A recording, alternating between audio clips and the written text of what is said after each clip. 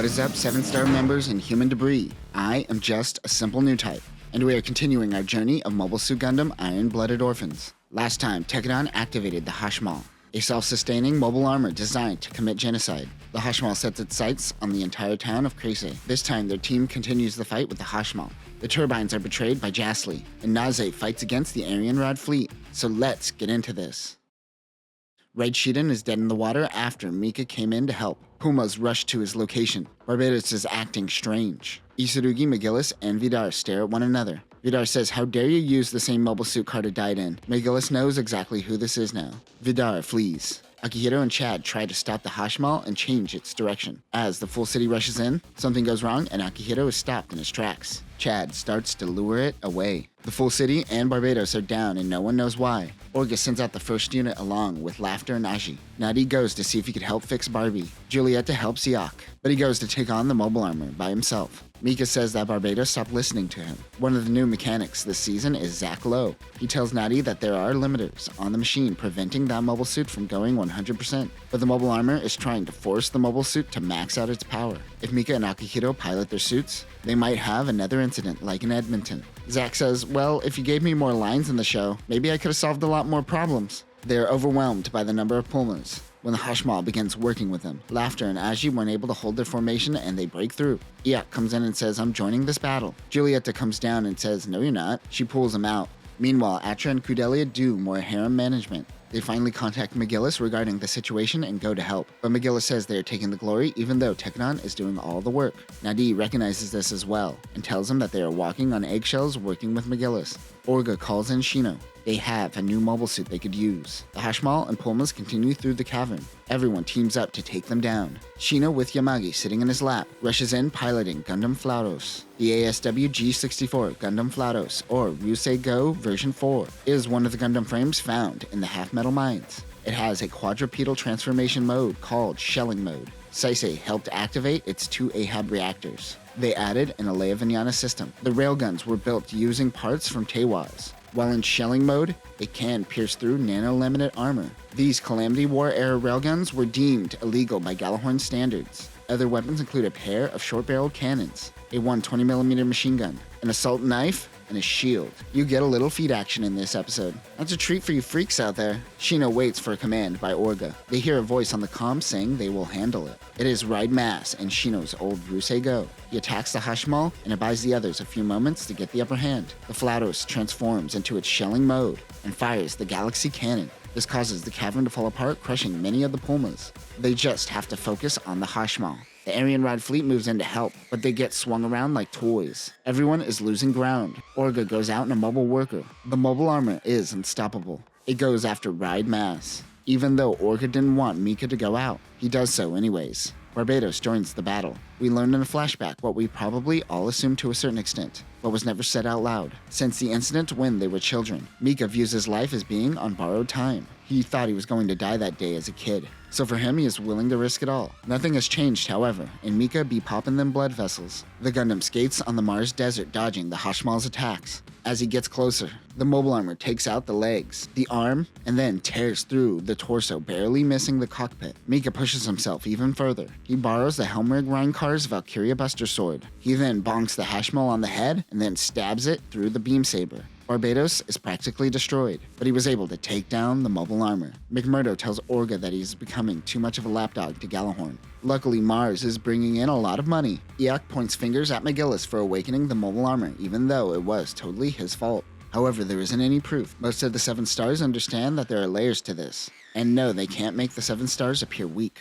Rustal essentially tells Iak to know his place. Julieta wants to pilot the new mobile suit. They have to bring Barbados to Saisei for repairs. However, they can't until Mika gets out. He is passed out in the cockpit, and they can't disconnect him until he wakes. They don't know what will happen if they unplug him. He eventually comes to. They disconnect him, but he can't move. It turns out his entire right side no longer works. Kudelia, Atra, and Mika think that they could still make this harem work. Kudelia isn't handling it all too well, but then she realizes Atra is handling it even worse. Atra tells her to let Mika put a baby in her. You think his dick still works? After witnessing Barbados take down the Hashmal, McGillis recognizes that raw power is what shapes the world, and he wants it. Meanwhile, Vidar is talking about gains, bro. 収穫 Iak resorts to working with Jasly. He is very desperate. Mika is heading to Saisei with the Gundam in a few days. The adults know Mika shouldn't pilot Barbados anymore, but he will never say no to Orga. Mika acknowledges that now that he is like this, the only thing he can really do in life is use Barbados to fight. But if Kudeli could build a world where there is peace,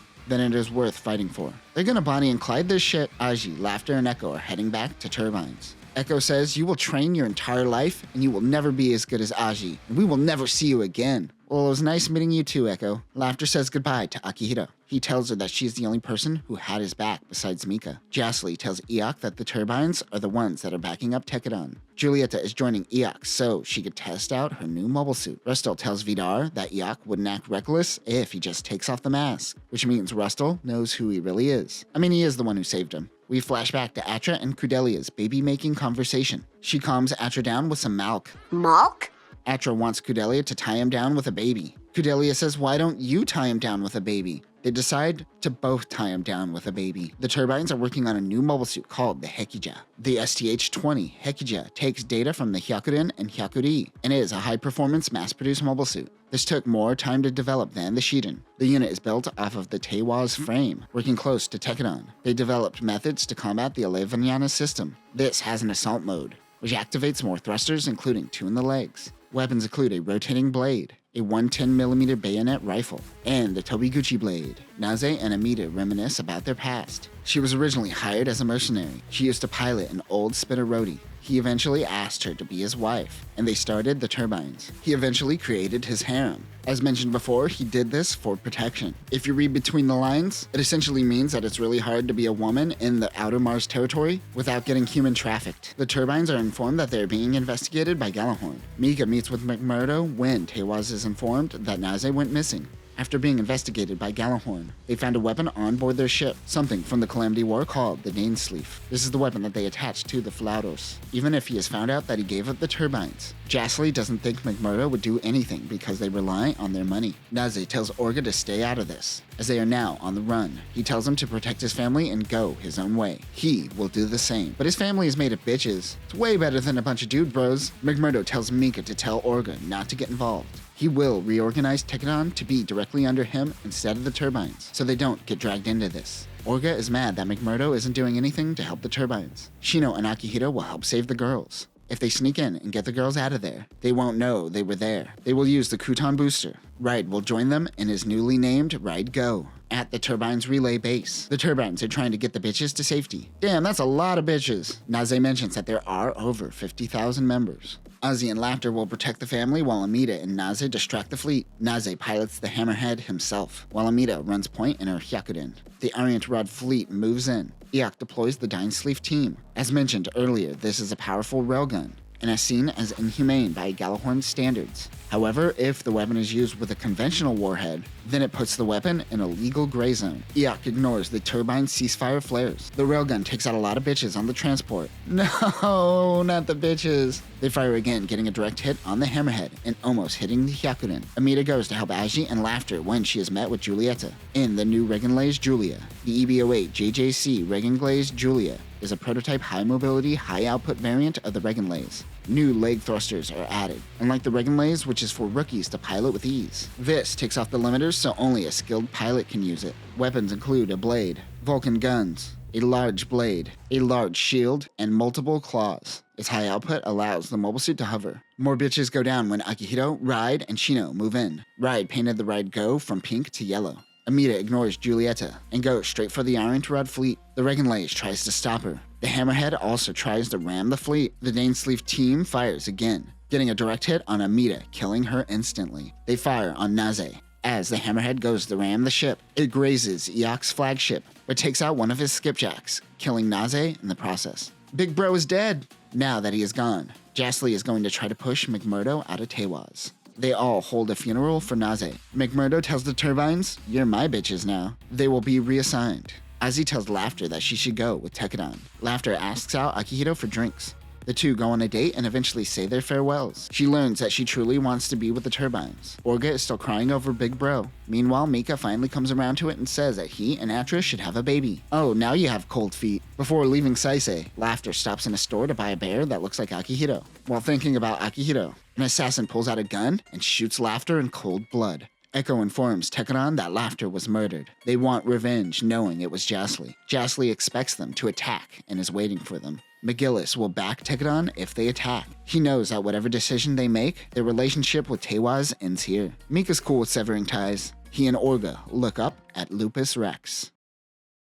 And that will do it for this episode. If you haven't realized it by now, this is definitely the episode that makes you realize that not too many people are gonna make it out alive by the end of this. Mika is willing to die and has already lost half of his body, and Orga is over playing games with Tewaz after the death of the Turbines. However, he is playing into Jasly's hands. Next time, we will see Lupus Rex in action as Tekkadan prepares to go up against Jasly. Meanwhile, McGillis starts a coup and captures Gjallarhorn's Earth HQ.